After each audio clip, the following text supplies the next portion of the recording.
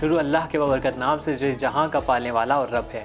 درود پاک ہو حضرت محمد مصطفیٰ، آپ کے آل پاک، آپ کے جانثار انصار اور اصحاب پر۔ ناظرین کرام، آپ دیکھ رہے ہیں پرائم کینیڈا ٹی وی اور میں ہوں آپ کا میزبان سید حسنین نقوی۔ آپ کے لیے پروگرام پیش کیا جا رہا ہے معرفت رمضان۔ ناظرین کرام، آج ماہ مبارک رمضان کا 17واں روزہ ہے۔ ہماری ایک بہت خوبصورت گفتگو کا سلسلہ جاری تھا۔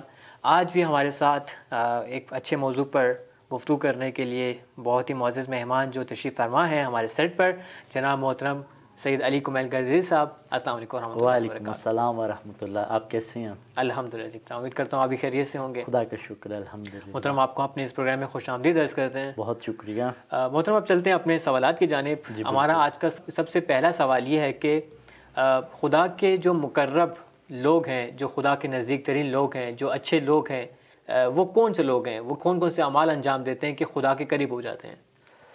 بسم اللہ الرحمن الرحیم، حسبنا اللہ و نعم الوکیل، نعم المولا و نعم النصیر۔ جس طریقے سے حسنین آپ نے یہ سوال اٹھایا کہ آیا ہمیں پہچان کس طریقے سے ہو سکتی ہے کہ کون بندہ خدا کا مقرب ہے، با ایمان بندہ ہے، اور کون ہے جو خدا سے دور ہے؟ دیکھیے، یہ ایک چھوٹا سا ایک فارمولا ہے جو بالکل نازک سی مارجن لائن ہے اس میں۔ دیکھیے کہ خدا نے ایک جو ہمیں دین بتایا ہے، یہ کس لیے بتایا ہے؟ انسان کی سعادت کے لیے بتایا ہے۔ اور انسان کی سب سے اولین جو ضرورت ہے وہ یہی ہے کہ اس کی زندگی میں ایک ٹائم ٹیبل ہونا چاہیے۔ محترم، یہ سعادت کیا ہے؟ سعادت سے مراد کیا زندگی میں مال و دولت کا ہونا سعادت ہے؟ جی بالکل، آپ نے یہ بہت اچھا یہاں پر ایک وہ نقطہ کیا کہ سعادت کا پہلے مطلب ہو۔ دیکھیں، سعادت ہے کہ آپ کے پاس جو آپ کی زندگی گزارنے کے لیے تمام تر وسائل ہوں۔ جیسے آپ کو اس وقت زندگی گزارنے کے لیے کچھ چیزیں چاہیے، کیسے ایک آپ کو اچھا گھر چاہیے، آپ کو ایک اچھا بینک بیلنس چاہیے، جاب چاہیے، گاڑی چاہیے۔ یہ ساری چیزیں آپ کے پاس ہونا آپ کی خوشی کا باعث ہوتی ہیں۔ یہ آپ کے لیے ایک دنیاوی سعادت ہے، دنیاوی سعادت۔ مگر آپ کو جب اخروی سعادت کے لیے جانا ہے تو اخروی سعادت کے لیے گاڑی معنی نہیں رکھتی، دولت معنی نہیں رکھتی، گھر معنی نہیں رکھتا۔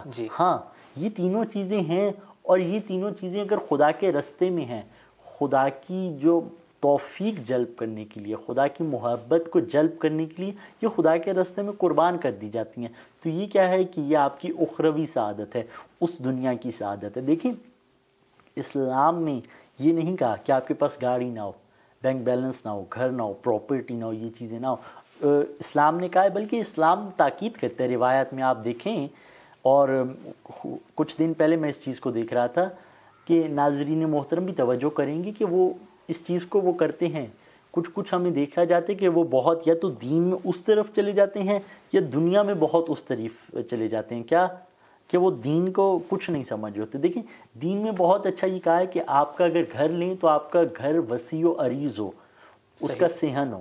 یہ اسلام نے ہمیں بتایا۔ کیوں؟ کیونکہ اسلام نے ہمیں ایک کوڈ آف کنڈکٹ دیا ہے زندگی گزارنے کا۔ وہ کوڈ آف کنڈکٹ اگر ہم یہاں پر اچھے طریقے سے رہیں گے تو ہم اس دنیا کے لیے یہاں سے کچھ سامان لے کے جائیں گے، اور اگر یہاں پر ہی ہم مشکل، پریشانی، افلاس، غربت میں ہوں گے تو ہم اس دنیا کے لیے کیا لے کے جائیں گے؟ تو یہ بہت بڑی یہاں پر بات ہے۔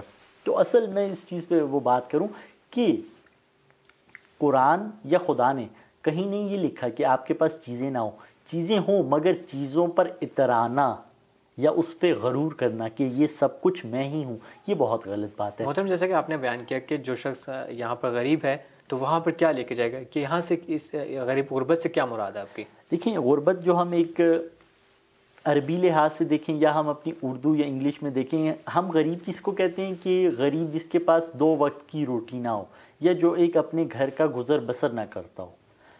لیکن جو اصل عربک میں غریب ہے وہ کہتے ہیں غریب الوطن، یعنی کہ ایک بندہ تھا، اس کی ایک کنٹری تھی لیکن وہ کسی کام کے لیے دوسرے میں گیا، اب وہاں پر اس کو غریب الوطن کہا جاتا ہے، یعنی کہ اس کے پاس ایک رہنے کا ٹھکانہ نہیں ہے۔ اب یہاں پر غریب دیکھیں، یہ قرآن میں بھی ہے اور روایات میں بیان ہے کہ جس کے پاس پیسے نہیں ہیں، یہ مال و دولت نہیں ہے، وہ کیا ہوگا؟ سب سے پہلے جو نقصان ہوگا اس کے دین پر نقصان ہوگا۔ کیوں؟ کیونکہ وہ سب سے پہلے جب مشکل آئی اپنا دین کو بیچ دے گا۔ جیسے روایت میں ملتا ہے کہ الفقر کفر، بالکل، یعنی فقر کفر تک لے جاتا ہے انسان کو۔ تو یہی چیز ہے کہ مال و دولت کمانا کوئی عیب نہیں ہے، لیکن اس کو آپ خدا کے راہ میں وہ کریں، خدا کی راہ میں صرف کریں۔ اب دیکھیں یہ جو میں نے آپ کو بتایا کہ خدا کی راہ میں صرف کرنا، جو خدا کی راہ میں صرف کرے گا وہ خدا کا نزدیک ترین بندہ بن جائے گا۔ کیوں؟ کیونکہ وہ خدا کے احکامات الہی کو انجام دے رہا ہے۔ مگر اسی کے برطرف ایک بندہ ہے جس کے پاس مال و دولت ہے، مہنگی گاڑی ہے، وہ ہے، اس کے گھر پر ایک کوئی دستک دینے آتا ہے، یا جس طرح رمضان میں ہے ڈونیشن کے لیے ان کے پاس کوئی جاتے ہیں، وہ کیا کرتے ہیں؟ کہتے ہیں نہیں ہے ہمارے پاس، جبکہ ہوتا ہے، اور خدا نے ان کے مال میں یہ جو اتنی برکت دی ہے، ایک حصہ یہ ہے کہ وہ دوسروں کو دیں، اور اگر وہ اس طریقے سے نہیں کہیں گے تو وہ کیا ہوں گے؟ خدا کے دور ترین ہو جائیں گے، اور خدا ان کو اپنے سے اور دور کرتا چلا جائے گا۔ اور یہاں پر پھر ایک اور بات کہ یہاں پر وہ بندہ خود یہ سمجھ رہا ہوگا کہ یہ میرے پاس مال و دولت، اور یہ کیا ہے؟ یہ مال و دولت ایک وقت ہوتا ہے کہ انسان کے لیے خدا کی طرف سے برکت اور توفیق ہوتا ہے، ایک طرف ہوتا ہے کہ وہ یہی مال و دولت گناہ کا سبب بن جاتا ہے، امتحان الہی کا سبب بن جاتا ہے۔ یہاں سے ہی انسان کو بس یہ دیکھنا چاہیے کہ جو اس کے پاس ایک صلاحیت ہے، جو اس کے پاس ایک برکت ہے مال کی، دولت کی، یا جو ایک اس کے پاس توانائی ہے، وہ خدا کے راستے میں کس طریقے سے صرف کرے گا۔ اگر خدا کے راستے میں اس نے یہ توانائی صرف کی تو وہ خدا کا نیک اور صالح بندہ بن جائے گا۔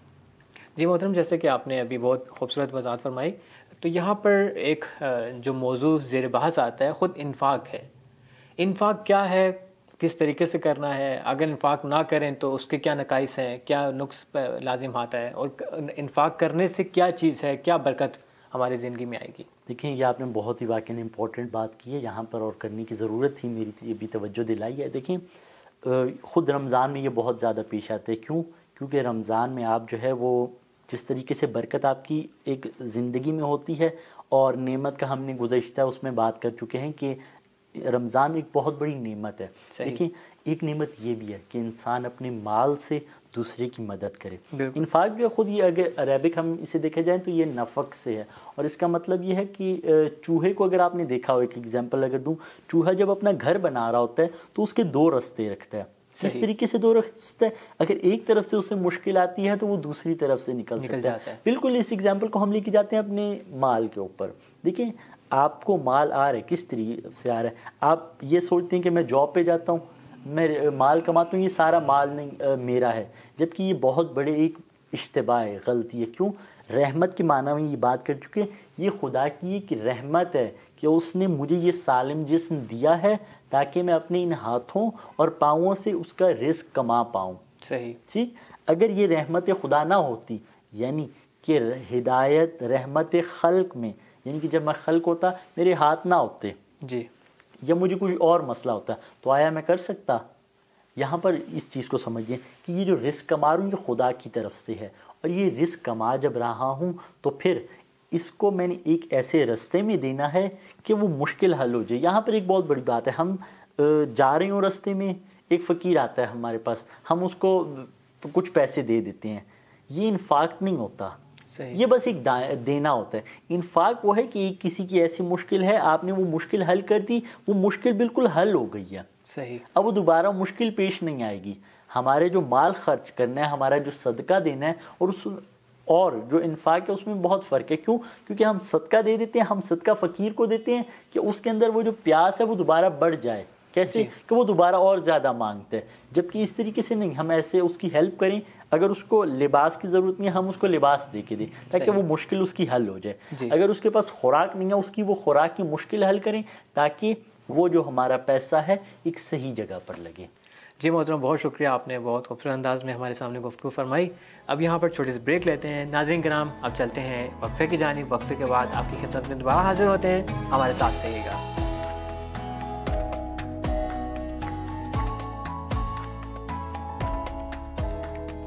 ناظرین کرام، وقفے کے بعد ایک بار پھر خوش آمدید سے، جیسے کہ ہماری بہت خوبصورت گفتگو چل رہی ہے۔ اب چلتے ہیں اپنے اگلے سوال کی جانب۔ جی محترم، جیسے کہ دیکھا جاتا ہے بہت سارے لوگوں کا یہ ایک سوال بھی ہے اور شبہ بھی ہے کہ جب ہم مال کما رہے ہیں، خود ہم محنت کر رہے ہیں، تو محنت کر رہے ہیں تو یہ مال ہمارے پاس رہنا چاہیے، ہم کسی کو اور کو کیوں دیں؟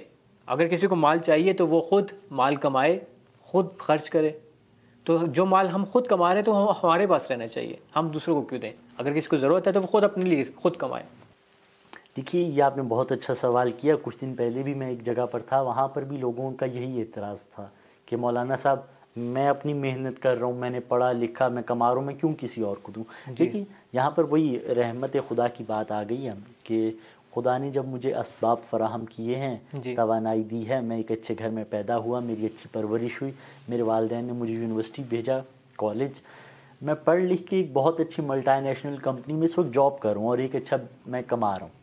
اب دیکھیں آپ کا یہ جو کمانا ہے, اگر اس میں کتنے فیکٹرز تھے, آپ نے خود کیا کیا, آپ نے تو صرف ایک محنت کی, اور اس محنت سے پہلے جو مقدمات فراہم ہوئے وہ کہاں سے تھے, وہ آپ کے والدین کی طرف سے, اور والدین سے پہلے جو ہے وہ خدا کی طرف سے تھے. بالکل ٹھیک. اگر یہ خدا کی طرف سے لطف عنایت نہ ہوتی تو آپ کی یہ نہ ہوتی.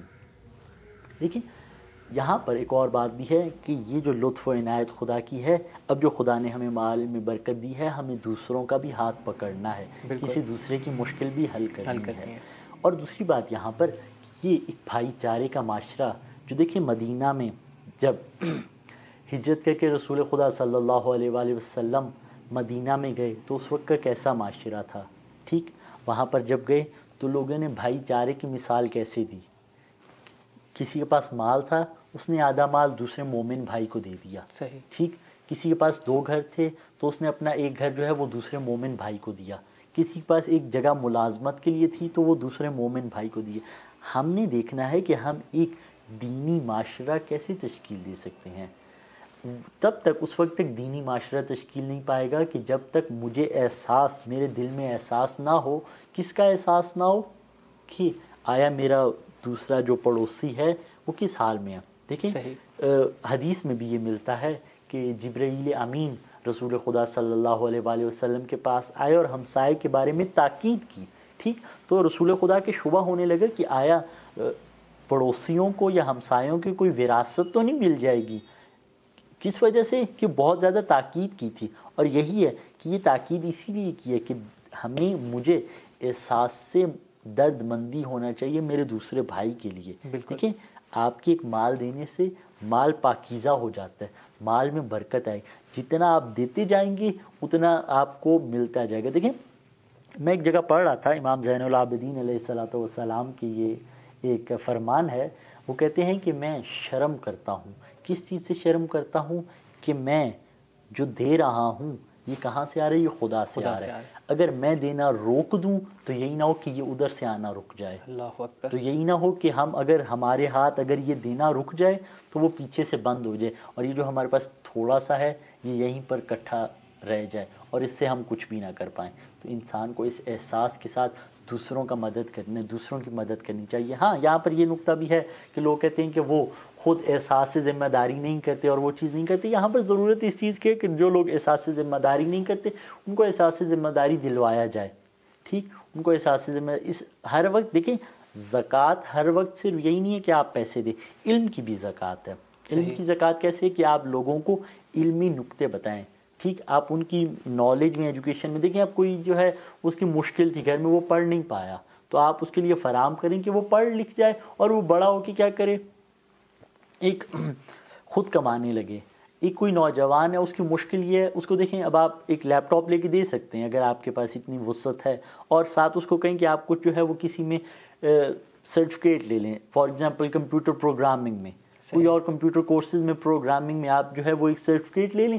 اس سرٹیفکیٹ سے کیا ہو سکتا ہے, آپ جو ہے خود ارننگ کر سکتے ہیں. آپ نے چھوٹی سی ہیلپ کی, ایک سسٹم لے کے دیا اور اس کی ہیلپ ہو گئی. تو ہمیں یہ طریقہ اور روش دیکھنی چاہیے کہ ہمیں دوسروں کی ہیلپ کس طریقے سے کریں. یعنی کہ آپ کے کہنے کے مطابق کہ ہم پیشہ وروں کی خدمت نہ کریں, یعنی پیشہ ور جو گداگر ہیں, پیشہ ور ہیں.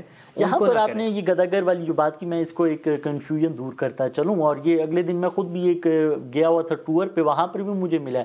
اب دیکھیں ایک کنٹری ہے ایران, میں وہاں پر گیا ہوا تھا کچھ دن پہلے. وہاں پر مجھے ایک پاکستان کا بندہ ملا, وہ پیسے مانگ رہا تھا. اب مجھے خود بہت تعجب ہوا اس چیز پہ کہ یار ایک پاکستان کا بندہ یہاں پر کیا کر رہا ہے کہ پیسے مانگ رہا ہے. ٹھیک. اب مجھے ہوا یار دیکھو وہ اپنی کنٹری کی بھی وہاں پر ایک عزت خراب کر رہا ہے. جی. یہاں پر دوسروں کے سامنے مشکل یہ ہوتی ہے کہ یہ پورا گینگ ہے.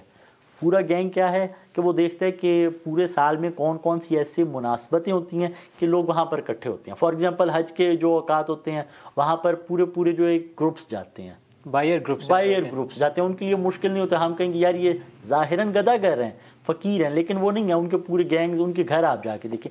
ان کو ہمیں یہاں پر پہچاننے کی ضرورت ہے کہ کون گداگر ہے اور کون واقعاً فقیر ہے، کون اصل محتاج ہے. ہاں، جو اصل محتاج ہے، جو اصل سفید پوش طبقہ ہے کہ وہ مانگ بھی نہیں سکتا، ٹھیک، اس کو ہمیں تشخیص دینے کی ضرورت ہے کہ کون اصل ہے اور کون غلط ہے. اس لحاظ سے ہم اس حقدار کی کریں، حقدار کی جو ہے وہ مدد کریں. یہ نہ ہو کہ ہم گداگر کو دیتے جائیں اور وہ جو ہے وہ ہمارے ان کے بینک بیلنس جو ہم سے بھی زیادہ ہو جائے اور وہ فقیر بیچارہ پستا چلا جائے. یہ خود اس معاشرے میں آپ کو ایک پہچاننے کی ضرورت ہے. جی، یعنی کہ جیسے کہ آپ نے عرض کیا کہ جب انفاق کرنا ہے تو ہم کسی مستحق کو دیں جس کی ضرورت ہے، نہ کہ گداگر کی. کسی ضرورت کی ضرورت پوری جی، جیسے کہ لوگوں کا اعتراض ہوتا ہے کہ اگر ہم کسی کو دیں گے تو ان کو عادت ہو جائے گی. اگر کوئی واقعی گداگر ہوگا تو اس کو عادت ہوگی، بالکل، لیکن اگر کوئی سفید پوش ہے تو اس کو عادت نہیں ہوگی. وہی میں نے کہا، بلکہ لیتے ہوئے بھی شرمندگی محسوس ہو رہی ہے. آپ ایسی چیز وہ دیکھیں، اس کی جو ضرورت ہے اس کی ضرورت پوری کر دیں. آپ دیکھیں اس کو مہینے کے لیے اس سے پوچھیں بھائی آپ کو کھانے کی ضرورت ہے، اب کھانے کی آپ کو اس کو آٹا ضرورت ہے، یہ کچھ چیزیں ضرورت ہے. اگر آپ اس کو تھوڑے سے پیسے دیں گے بھائی آپ جا کے لے لو، یہ فار ایگزامپل آپ جب باہر جا رہے ہیں آپ کو پتہ ہے کہ ایسے آنا ہے، آپ جو ہے وہ ایک رکھ لیں، بسکٹ کے پیکس رکھ لیں یا کوئی ایسی چھوٹی چیز رکھیں کہ اس کی وہ پیسے کی اس کو وہ نہ پیدا ہو، شوق نہ پیدا ہو کہ وہ اس گداگری والی سائڈ اور اس میں پروفیشنل نہ ہو جائے، اس کی ضرورت پوری ہو جائے. جیسے کہ میں نے خود بھی اپنے ساتھ میرے ساتھ بھی یہ مشاہدہ ہو کہ جیسا کہ میں نے خود بھی یہ تجربہ کیا کہ اگر کوئی گداگر مانگ رہا ہوتا ہے، وہ مانگتا ہے کس لیے کہ بھوک کے نام پہ مانگتا ہے. مجھے بھوک لگی ہے، مجھے روٹی کھانی ہے، مجھے پیسے دے دو. اگر ہم اس کو کھانا لے کے دیتے ہیں، کھانا نہیں لیتے، بالکل، وہ کہتے ہیں ہمیں پیسے دیں، پیسے چاہیے، کیونکہ ان کا مقصد اور ہوتا ہے، ان کا مقصد اور ہوتا ہے. بالکل ایسے ہی ہے پیسے لینے کا. جی محترم، جیسے کہ آپ نے بہت اچھے طریقے سے ہمارے لیے واضح فرمایا کہ انفاق کیا ہے، کس طریقے سے لوگوں کو ہم نے مدد کرنی ہے، کس طریقے سے لوگوں کی مدد کرنی ہے، کن لوگوں کی مدد کرنی ہے، مستحقین کی مدد کرنی ہے. ایک سفید پوش طبقہ کہ جس کو لیتے ہوئے بھی شرم آتی ہے اور ان کے پاس بھی نہیں ہوتا اتنا کہ مثلا اپنی زندگی کو اچھے طریقے سے گزار سکیں، تو وہ ہمیں ان کو دینے کی ضرورت ہے، بجائے اس کے کہ ہم گداگروں کو اور پیشہ وروں کو دیں، بلکہ ہم ایک سفید پوش طبقہ جو مستحق ہے ان کو دیں. جی محترم، اس کے بعد ہمارا اگلا سوال یہ ہے کہ شیطان کس طریقے سے لوگوں کو بھڑکاتا ہے اور لوگوں کو گمراہ کرتا ہے. جی بالکل، یہاں پر یہ اس سوال کا جو ہے وہ کنیکشن وہی پچھلے اس سے ہو جاتا ہے. اور ایک اچھے ٹائم پہ آپ نے یہ سوال کیا کہ وہاں پر بھی اصل جو نیک کام کرنے کا ایک ہدف ہوتا ہے، وہاں پر جب انسان قدم اٹھاتا ہے پہلا، تو سب سے پہلا مسئلہ کیا ہوتا ہے کہ انسان جو ہے وہ اس کو کیا کہتے ہیں، یار ابھی نہیں میں کرتا، کل کر لوں گا، جی کل نہیں کرتا، پرسوں. یہ جو ایک چھوٹا سا ایک وہ اس کے دل میں جو ایک وہ باریکی سی پیدا ہوتی ہے، یہ شیطان کی طرف سے ہوتی ہے. دیکھیں میں آپ کو ایک مثال دوں، آپ ایک کام کے لیے کرنے جا رہے ہیں، آپ کو پتہ ہے کہ میری جو ہے وہ گھنٹے بعد فلائٹ ہے، آپ نے ٹریول کرنا ہے، ٹھیک، آپ اپنی پیکنگ کر کے اور سارا کچھ کر کے تیار رہیں گے اور کہ آپ نے جانا ہے، آپ سارے اپنے پروگرامز اور وہ اس طرح کے پلان کریں گے آپ آن ٹائم ایئرپورٹ پہ پہنچ جائیں. لیکن اب یہیں پر آپ کا ایک دینی کام ہو، ٹھیک، آپ خود پورے انگیزے کے ساتھ جا رہے ہوں، ٹھیک، آپ کا ایک پورا ہو شوق کہ میں نے وہاں پہنچنا ہے، لیکن آپ کا کام بیچ میں خراب ہو جائے گا. آپ نے خود بھی مشاہدہ کیا ہوگا. کیوں؟ یہ قوت جو ہے یہ شیطانی قوت ہے. شیطانی قوت کیا کرتی ہے کہ انسان جب خدا کے راستے میں کام کرنے جا رہا ہوتا ہے تو وہاں بیچ میں رکاوٹ ڈال دیتی ہے کہ کیا وہ کام نہ ہو پائے. کیوں؟ کیونکہ شیطان کبھی، دیکھیں یہ شروع سے ہی جب حضرت آدم کا واقعہ ہوا، ٹھیک، ترک اولا ان سے انجام ہوا، شیطان نے ان سے یہ بات کروائی. اور اس سے پہلے کہ جب شیطان کو خدا نے کہا کہ تم آدم کو سجدہ کرو، اور اس نے کیا کہا کہ میں سجدہ نہیں کروں گا. کیوں؟ کیونکہ میں آگ سے بنا ہوا ہوں اور آدم جو ہے وہ مٹی سے ہے، کیونکہ اس کے اندر غرور آ گیا.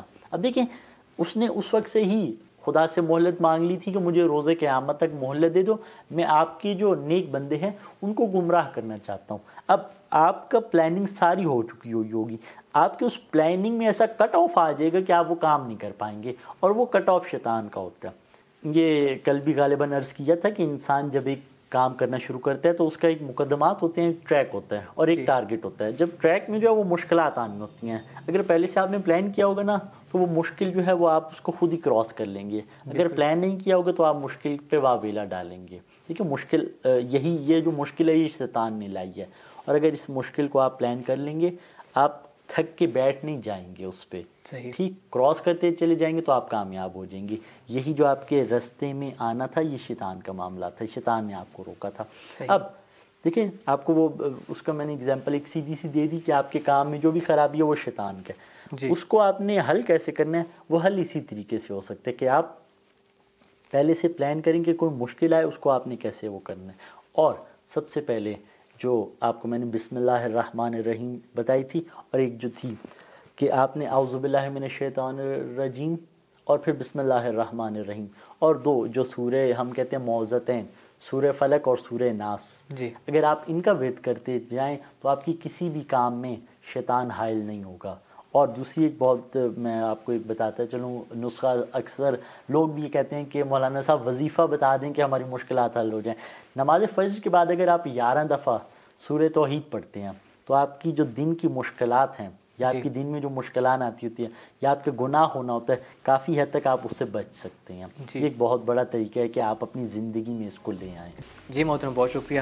ناظرین کرام، یہاں پر لیتے ہیں چھوٹی سی بریک کے بعد آپ کی خدمت میں دوبارہ حاضر ہوتے ہیں. ہمارے ساتھ رہیے گا.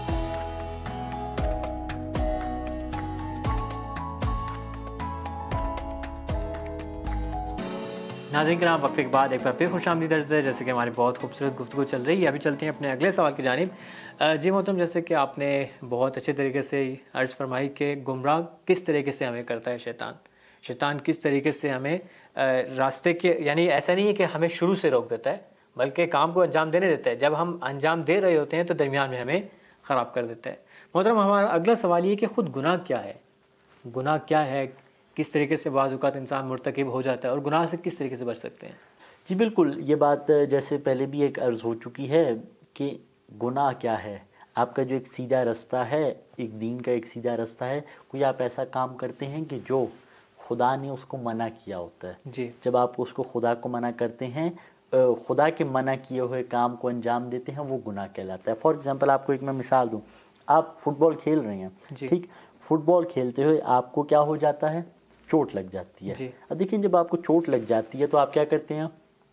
ایک آپ کا باڈی پارٹ تھا جو بالکل اسٹرانگ تھا، صحت مند تھا، کچھ بھی اس میں نقص نہیں تھا، آپ نے کیا کیا کہ اس کو ایک ڈیمیج کر دیا، آپ کا نقص آ گیا. بالکل اسی طریقے سے کیا ہوتا ہے آپ کی روح میں، جب آپ گناہ کرتے ہیں وہ کام کی جو حرام ہے، آپ کی روح میں ایک نقص آ جاتا ہے. اب دوسرا سٹیپ کیا ہے کہ آپ نے اس کو ٹھیک کیسے کرنا ہے. دیکھیے، آپ ڈاکٹر کے پاس جائیں گے، ڈاکٹر آپ کو میڈیسن دے گا، کیئر کہے گا کیا کہ آپ نے دیکھیں اس کو احتیاط کرنی ہے تاکہ یہ آپ کا ٹھیک ہو جائے. اب ڈاکٹر آپ سے دوبارہ یہ نہیں پوچھے گا 2 دن بعد 3 دن بعد فون کر کے کہ آیا آپ کا زخم کیسا ہے، یا آپ نے اس کو کیا یا نہیں. آپ بے شک اس کا خیال رکھیں نہ رکھیں، ڈاکٹر کو اسے پرواہ نہیں ہے. اگر آپ 2 دن بعد کہتے ہیں، ڈاکٹر کے پاس جاتے ہیں کہ بھئی ڈاکٹر یہ ٹھیک نہیں ہو رہا، اچھا ڈاکٹر آپ سے پوچھے گا کیا آپ نے جو میں نے میڈیکیشن دی تھی اس پہ عمل کیا، آپ کہتے ہیں کہ نہیں میں نے عمل تو نہیں کیا، تو ڈاکٹر پھر اب آپ کو یہ نہیں کہے گا لالی پاپ دے کہ آپ جو ہے وہ عمل بھی نہیں کریں میری میڈیکیشن پہ، میں اس کو ٹھیک کر دوں. لیکن دیکھیں گناہ اس سے برعکس ہے. جب گناہ آپ کر بیٹھتے ہیں نا، ایک دفعہ آپ نے کیا کیا کہ اپنی روح کو ڈیمیج کر لیا گناہ کر کے، ایک ایسا کام کر کے جو آپ کی روح کے لیے لاس کا باعث ہے، روح کے لیے نقصان کا باعث ہے. تو پھر آپ جب خدا کی بارگاہ میں جاتے ہیں نا، خدا سے توبہ کرتے ہیں. اب دیکھیں خدا کتنی رحیم ذات ہے، وہ کیا کرتا ہے کہ آپ کے اس گناہ کو بخش دیتا ہے. آپ کی وہ جو روح ہوتی ہے وہ دوبارہ سے جو ہے وہ ٹھیک ہو جاتی ہے. بات وہ یہ کہ دیکھیں روح کو جب ہم نقصان پہنچا دیتے ہیں تو خدا کی ہم بارگاہ میں کیا جاتے ہیں گناہ سے. دیکھیں پہلا سٹیپ ہوتا ہے گناہ کر لیا، دوسرا سٹیپ ہے کہ اس گناہ پر توبہ کرنا. 2 سٹیپ ہوتے ہیں کہ پہلے ہے آپ نے وہی پشیمانی کا اظہار کیا کہ یار غلط ہو گیا مجھ سے. خدا اتنا رحیم ہے کہ اسی جب آپ کہتے ہیں کہ یار میں نے یہ غلط کیا، فرشتوں کو کہتے ہیں کہ یہ اس کا گناہ پاک کر دو. اور دوسرا سٹیپ ہے کہ آپ اس پہ جو ہے وہ ایک ڈٹرمنیشن کے ساتھ کہتے ہیں کہ اب اس کو میں دوبارہ تکرار نہیں کروں گا. دیکھیے کہ خدا کتنا رحمان و رحیم ہے کہ جب ایک شخص توبہ کرتا ہے تو کیا ہوتا ہے کہ وہ بالکل ایسا انسان کے اعمال کہ جو ایک سیاہ ہو چکا تھا وہ ایسے پاک ہو جاتا ہے کہ جیسے اس نے پہلے سے یہ کیا ہی نہیں تھا. ایسے ہو جاتا ہے کہ جیسے یہ شخص ابھی پیدا ہوا ہو، اس دنیا میں آیا، اس طریقے سے پاک ہو جاتا ہے. تو انسان کو جب بھی نوجوان ہے، مشکل ہوتا ہے یا اس دنیا کے ہوس میں آ جاتا ہے تو انسان گناہ کر بیٹھتا ہے، ایک غلطی کر بیٹھتا ہے، ایک پشیمانی کر بیٹھتا ہے، ایک غفلت کر بیٹھتا ہے، تو ہمیں فوراً کیا کرنا چاہیے؟ اس پر پشیمان ہونا چاہیے اور خدا کی بارگاہ میں یہ کرنا چاہیے کہ ہمیں توبہ کرنی چاہیے. اچھا اس سے یہ مطلب نہ ہو کہ سننے والے ہماری یہ ناظرین مطلب نہ لیں کہ اب خدا جب ہمیں بخش ہی دیتا ہے تو ہم بار بار گناہ کو تکرار کرتے چلے جائیں. نہیں سامعین محترم ناظرین، اگر ہم گناہ کو اس نیت سے تکرار کریں تو وہ کبھی گناہ بخشا نہیں جائے گا. اگر ہم تکرار اس نیت سے سوچیں کہ میں گناہ کر لیتا ہوں، ابھی ایک اپنی مزہ دیکھیں، آپ زندگی میں وہ کام کریں کہ جس کا ایک لانگ لاسٹنگ ایفیکٹ ہے، وہ کام کریں کہ جس کا بعد میں آپ کو ایک فائدہ ہے اور وہ فائدہ لانگ لاسٹنگ ہے. ایسے نہ دیکھیں کہ جس کا بھی ایک شارٹ ٹرم فائدہ ہے اور آپ جو بعد میں نقصان ہے اس طریقے. دیکھیں گناہ آپ کرتے ہیں، وہ جو کام ہوتا ہے گناہ والا، اس کا ایک جو ایفیکٹ ہوتا ہے، اس کا ایک جو پلیئر ہوتا ہے وہ ایک ابھی شارٹ ٹائم کے لیے ہوتا ہے، لیکن اس کا ایک بہت بڑا نقصان ہوتا ہے بعد میں. لیکن ایک جو ثواب کا کام ہے وہ شاید ابھی تھوڑی سی سختی ہو لیکن بعد میں آپ کے لیے لانگ لاسٹنگ فائدہ ہے. تو آپ وہ کام کریں. دیکھیں بزنس مین جو ہوتا ہے وہ شارٹ ٹرم، بے شک اس کا بزنس ہو رہا ہے لیکن وہ لانگ ٹرم کا سوچ رہا ہے. آپ بھی لانگ ٹرم کا سوچیں. یہاں پر یہ بات کہ اب آپ سوچیں کہ یار میں ابھی یہ چھوٹا سا گناہ کر لوں، خدا تو بخش دے گا. اگر آپ اس نیت سے کریں گے تو وہ چھوٹا سا گناہ بھی کبھی بخشا نہیں جائے گا. اور اس طریقے سے یہ تکرار، چھوٹے چھوٹے چھوٹے یہ گناہ تکرار ہوتے، آپ ایسے بھونڈر میں پھنس جائیں گے کہ آپ کی زندگی تباہ و برباد ہو جائے گی. اس وقت آپ کو بہت مشکل ہوگا کہ یار میں کس رستے پہ چل پڑا ہوں. تو اس کا بہت خیال رکھا کیجئے کہ آپ اپنی زندگی کو اپنے ہاتھ سے قتل نہ کر بیٹھیں اور ایک نیک رستے پہ چلیں، کیونکہ یہ ماہ رمضان ہے. دیکھیں یہ ماہ رمضان روایات میں ہے کہ افطار کے وقت ہزاروں لاکھوں انسانوں کو خداوند متعال بخش دیتا ہے. آپ بھی وہ جو افطار کا ایک وقت ہوتا ہے وہ بہت قیمتی لمحات ہوتے ہیں. روزہ افطار کرنے سے پہلے نماز پڑھ کے، ایک بہت اچھی عادت ہے کہ آپ افطار سے پہلے نماز مغرب پڑھ لیں. نماز مغرب پڑھ کے افطار پہ بیٹھیں، سورہ قدر کی تلاوت کریں اور وہاں سے خدا سے تھوڑی سی بات چیت کریں کہ خداوند متعال میں اس وقت روزہ کھولنے بیٹھ رہا ہوں، آپ نے مجھے یہ نعمت دی تھی ایک روزے کی، خداوند متعال مجھے بخش دیں. وہ جو قیمتی لمحہ ہوتا ہے اس وقت دعا قبول ہوتی ہے، اور اس وقت بخشش اگر آپ کی ہو جائے تو آپ پھر ایسا ارادہ کر لیں کہ کبھی آئندہ آپ گناہ نہ کریں. تو یہ بہت ضروری ہے سامعین کے لیے. جی محترم بہت شکریہ، ہم آپ کے بہت شکر گزار ہیں. آپ نے بہت خوبصورت انداز میں ہمارے لیے بہت سارے موضوعات کو وضاحت کے ساتھ بیان فرمایا. ناظرین کرام، ایک بہت خوبصورت گفتگو ہو چکی، جیسے کہ محترم نے بہت خوبصورت انداز میں بیان کیا کہ اگر ایک انسان سے بھول چک ہو جاتی ہے، ممکن ہے کیونکہ انسان خطا کا پتلا ہے، انسان سے غلطی ہو جاتی ہے. اگر غلطی ہو جاتی ہے تو انسان صدق کے دل کے ساتھ انسان توبہ کرے، اور توبہ بھی اس معنی میں ہو کہ دوبارہ اس عمل کو دہرائے نہ. اگر دہرانے کی نیت سے توبہ کرتا ہے تو وہ توبہ بھی قبول نہیں ہے. اللہ تعالیٰ سے دعا کرتے ہیں کہ اللہ تعالیٰ ہمیں توفیق توبہ نصیب فرمائے اور ہمارے جتنے کبیرہ صغیرہ گناہ ہیں ان کو معاف فرمائے. ناظرین کرام، اب یہاں پر ہمارے پروگرام کا وقت تمام ہو جاتا ہے. اگلے پروگرام تک کے لیے اجازت دیجیے. اللہ حافظ. خدا نگہدار.